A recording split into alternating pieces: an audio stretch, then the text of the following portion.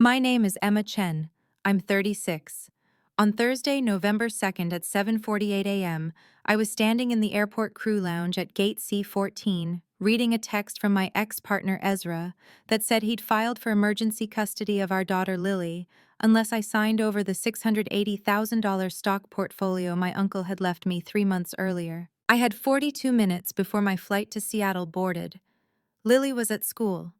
Ezra knew exactly when I couldn't respond, couldn't fight back, couldn't do anything except panic at 35,000 feet. The text included an attachment, court documents claiming I was an unfit mother due to my erratic work schedule and inability to provide stable housing.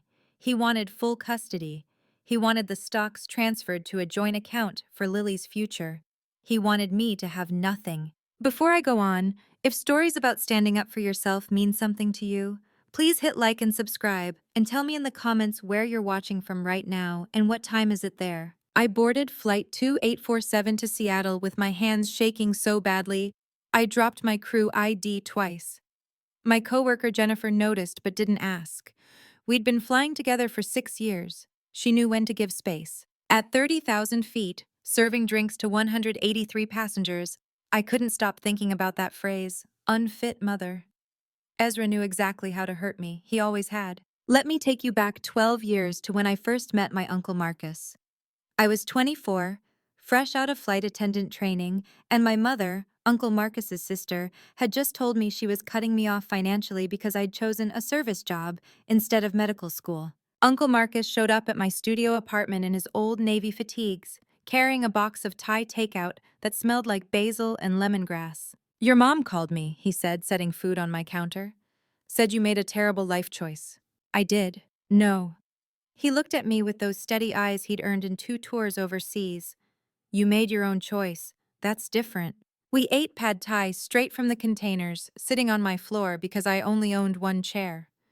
He told me about his 20 years in the Navy, about learning that preparedness wasn't paranoia, it was love. Emma, I'm going to tell you something important. He handed me a fortune cookie. Control and protection look similar from the outside, but control says, do what I want or I'll hurt you.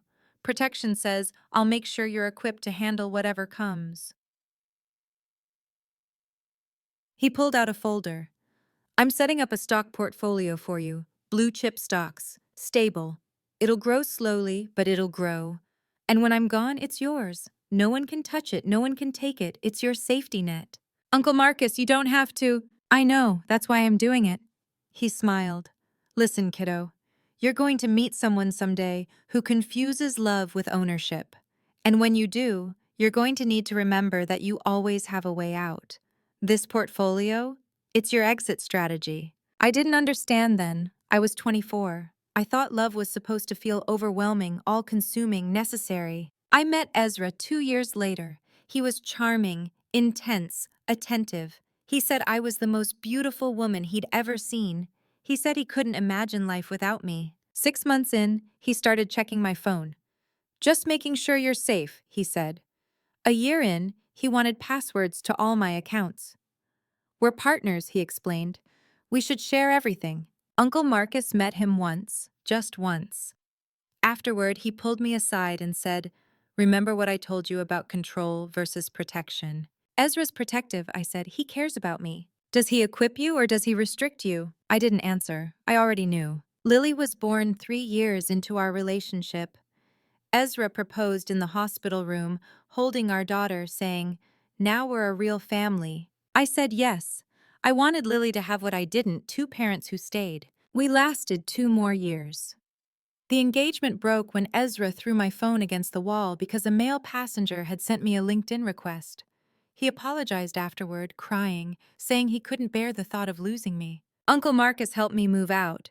He didn't say I told you so. He just helped me pack and said, the portfolio is still yours. Keep it separate. Don't tell him about it. Uncle Marcus died 8 months ago. Heart attack in his sleep. He was 67. The portfolio was worth $680,000 by then, carefully documented in a trust that named only me as beneficiary. I never told Ezra about the stocks. We'd been broken up for 3 years. We co-parented Lily, split custody 50-50, kept our distance. I thought it was over. I was wrong. The first betrayal came 6 days after Uncle Marcus's funeral. I was sorting through his papers, old military records, photos, letters, when Ezra showed up at my apartment unannounced. I heard about your uncle, he said. I'm sorry. Thank you. Did he leave you anything? The question felt like ice water. Why? Just curious. You know, for Lily's college fund. It would be good if there was something to help with her future. There's nothing, I lied. My throat was dry. Ezra looked around my apartment, the same studio I'd lived in for 12 years, updated but still small. Nothing? Really? He was military, right? There's usually some kind of pension or savings. He had medical bills. Ezra's eyes narrowed. Well, if you do find anything, let me know. Lily deserves to benefit from family money. He left. I stood in my kitchen for 18 minutes, staring at the folder of stock certificates Uncle Marcus had left me. 3 weeks later, I discovered how Ezra knew. My cousin Rachel called me crying. I'm so sorry, Emma. Ezra contacted me on Facebook. He said you were struggling financially, that he wanted to help set up a fund for Lily, but he needed to know about Uncle Marcus's estate. I didn't know it was a secret. I mentioned the stocks. My stomach dropped. What exactly did you tell him? Just that Uncle Marcus had left you a portfolio. I didn't know the amount. Emma, I'm sorry. I thought you two were on good terms. I hung up, called Ezra immediately. What do you want? I said. What do you mean? You know about the stocks. What do you want? Silence. Then, I want what's fair for our daughter. Half of that portfolio should go into Lily's college fund. I'll manage it. No, Emma. His voice changed, colder. I'm trying to be reasonable here, but if you're going to be selfish about this, I'll have to take other steps. Other steps? I'll do what I have to do to protect Lily from a mother who puts money before her child's welfare. That phrase became his weapon. What I have to do. He said it in texts, in emails, in the parking lot during custody exchanges. If you don't do what's right, I'll do what I have to do. Over the next 6 weeks, Ezra built his case. He started documenting everything. Every time I was late for pickup because my flight was delayed. Every time I asked him to keep Lily an extra night because I had a red eye. Every time I chose a trip over a school event. He sent me a spreadsheet on October 15th. Dates, times, incidents of my abandonment. 27 entries over 3 years. Things like September 12th, Emma missed Lily's soccer game, chose work. And October 3rd, Emma arrived 40 minutes late for pickup, flight excuse. I tried to explain. I'm a flight attendant, my schedule isn't stable. Delays happen, weather happens. But Ezra twisted every explanation into proof of negligence. My friends started distancing themselves. Ezra had contacted some of them, asking if they'd ever noticed concerning behavior from me. He framed it as worry, as a father's concern. Some of them believed him. My bank account had $8,420 in it. I couldn't afford a lawyer. Not a good one. I kept flying. SeaTac to LAX, LAX to Denver, Denver to Chicago, Chicago back to SeaTac.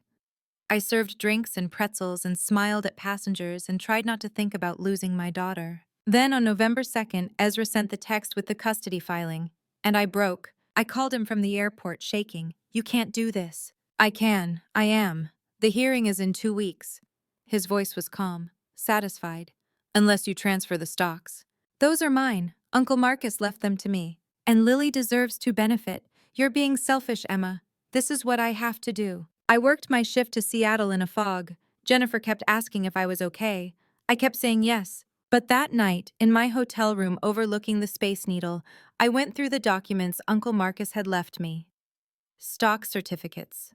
Trust paperwork. And tucked inside the folder, a sealed envelope with my name in Uncle Marcus's precise military handwriting. The envelope was marked, "Open only if Ezra tries to take what's yours." He knew. Uncle Marcus knew Ezra would do this. I didn't open it. Not yet. I was too scared of what it might say, too scared it wouldn't be enough. I flew back to SeaTac the next day, picked up Lily from school, held her tight. "Mama, you're squishing me," she laughed. "Sorry, baby, I missed you. Daddy said I might get to live with him all the time soon. Is that true?" My heart stopped. Did Daddy say why? He said you work too much, that you care more about flying than about me. I knelt down to her level. "Lily, I fly so we have a home, so you have what you need. I love you more than anything. I know, Mama. She hugged me. I don't want to live with just Daddy. He gets mad a lot. I filed that away. Evidence, but not enough. Ezra showed up at my apartment 2 days later. I didn't let him in. We talked through the door chain. Have you thought about my offer? He said. It's not an offer, it's extortion. It's co-parenting, putting Lily first. He leaned against the doorframe. You know what the court will see, Emma? A mother who's never home, who prioritizes a job that takes her away 3 days a week, who can't even afford a 2-bedroom apartment for her daughter.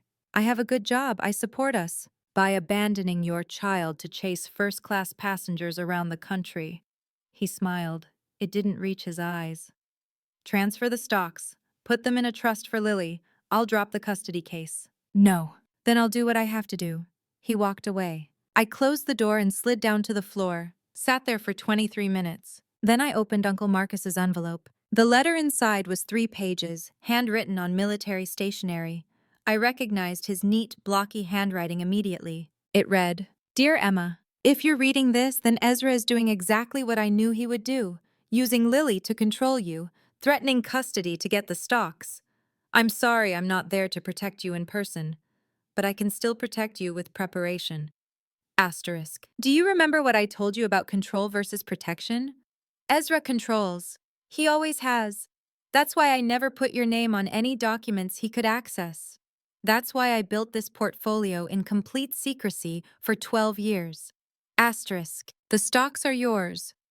Legally, irrevocably, yours.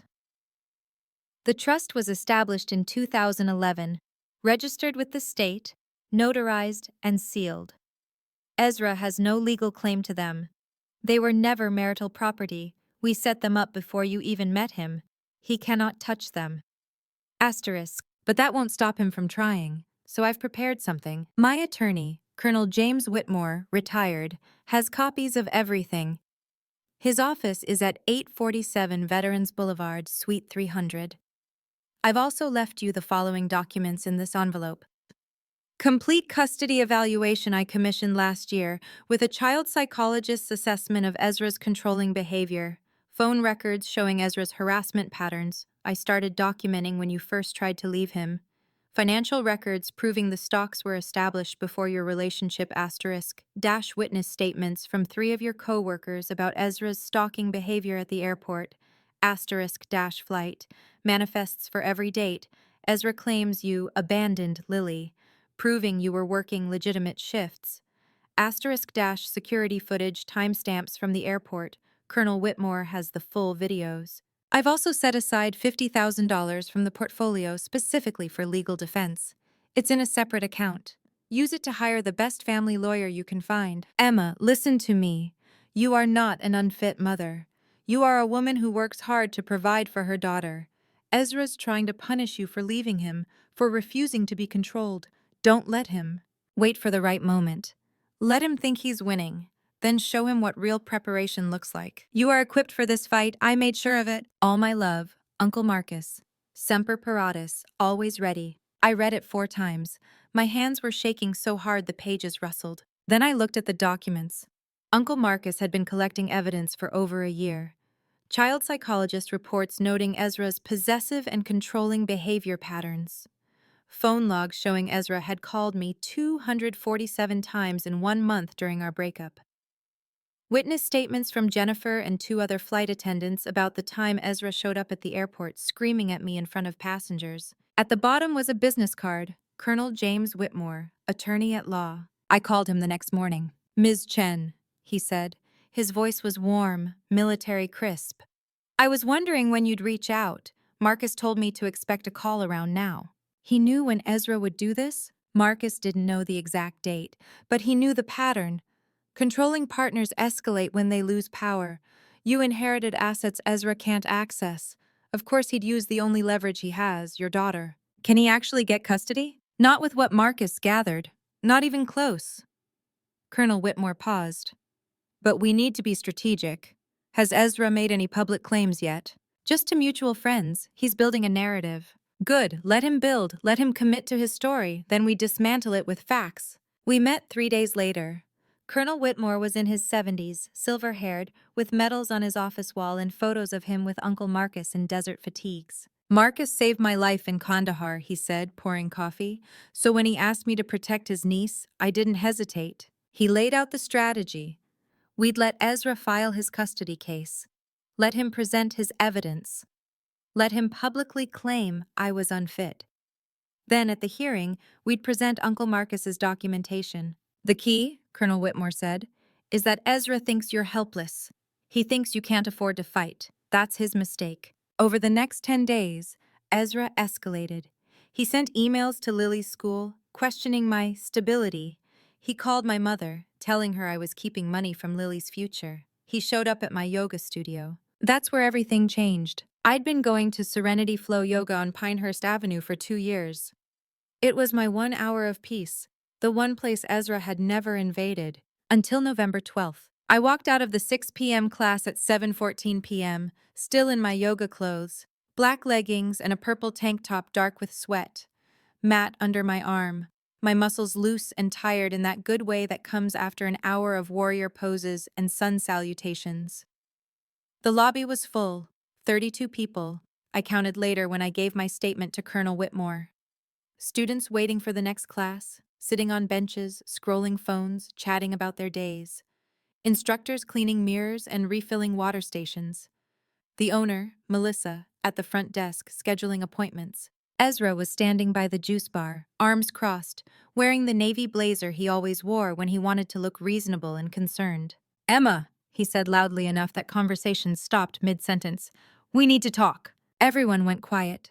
I felt 32 pairs of eyes turned toward us. "Not here," I said quietly, aware of the audience, aware of how this would look. A man confronting a woman, a scene unfolding in a place meant for peace. "Yes, here, because you won't answer my calls." He walked toward me, and I saw the calculation in his eyes, the performance he was about to give. "I've been trying to settle this reasonably, but you're being impossible." Melissa stepped forward from behind the desk, her yoga instructor voice, calm but firm, cutting through the tension. "Sir, this is a private business. I'm her daughter's father." Ezra's voice was sharp, indignant, the voice of a man being wronged. "I have every right to talk to her about our child." I set down my mat carefully, keeping my movements slow and deliberate, kept my voice calm. "What do you want, Ezra?" "I want you to stop being selfish. I want you to think about Lily for once instead of clinging to money that should be hers." He gestured broadly, playing to the room. "Her uncle left her mother $680,000, and she won't put a single cent toward our daughter's college fund." Murmurs in the lobby. I saw people looking at me, saw judgment forming in real time. A woman near the water fountain whispered something to her friend. A man in workout clothes shifted uncomfortably. "The custody hearing is in 4 days, Ezra continued, his voice rising.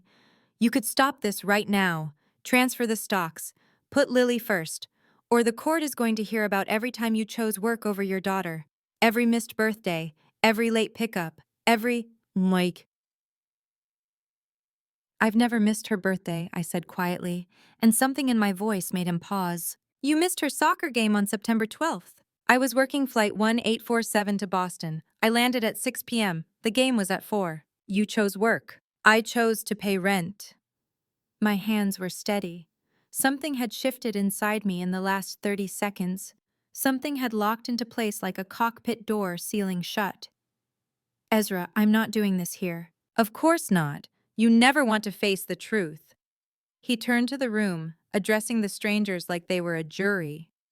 "This woman inherited $680,000 and won't put a cent toward her daughter's college fund. What kind of mother does that?" The silence was deafening. I saw judgment in some eyes, a woman in her 50s near the door, shaking her head slightly, pity in others. One of the younger instructors, maybe 23, looking at me like I was a wounded animal. Melissa's face had gone hard with anger, but she stayed behind her desk, letting me handle this. I picked up my mat. "I'll see you in court." I walked out through the lobby, feeling every eye on me, hearing the silence that meant they were all thinking about what Ezra had said, weighing it, judging me in the vacuum of missing information. Behind me I heard Ezra say to someone, his voice softer now, concerned father again, She's not well. I'm trying to help her, but she won't listen. I just want what's best for our little girl. I sat in my car for 38 minutes before driving home, my hands gripping the steering wheel, watching people go in and out of the yoga studio through the windshield. The sun was setting, painting the sky orange and purple. My phone buzzed, a text from Jennifer asking if I was okay. I didn't answer.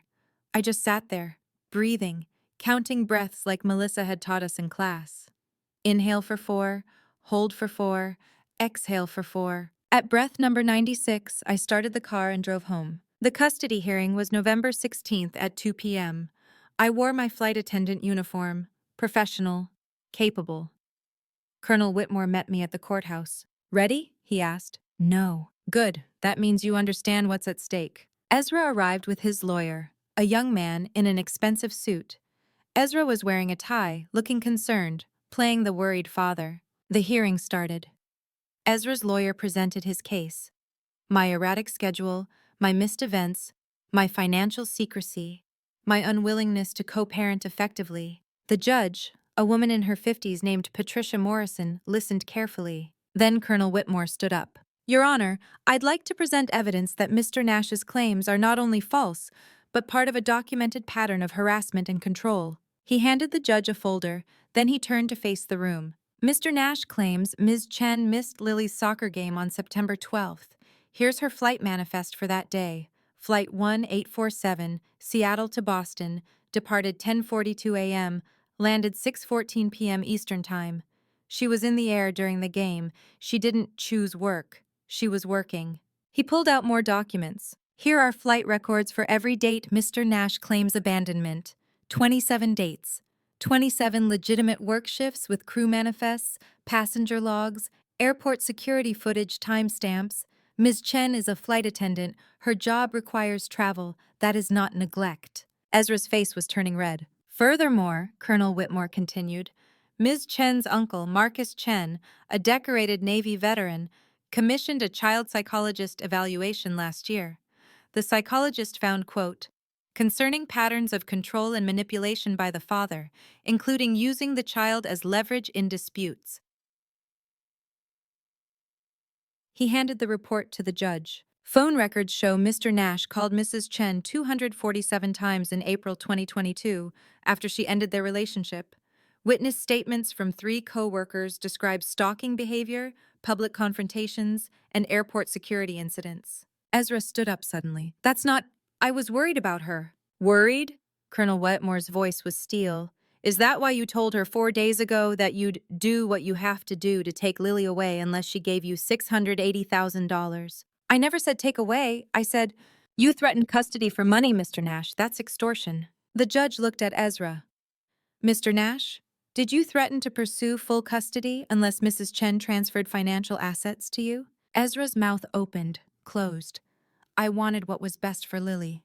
That's not what I asked. She inherited money that should benefit our daughter. Money that was placed in trust for Ms. Chen before your relationship even began, Colonel Whitmore said. Money you have no legal claim to. Money you're using Lily to access. Ezra's face went from red to white. This is ridiculous. Emma is never home. She's always flying somewhere. What kind of mother?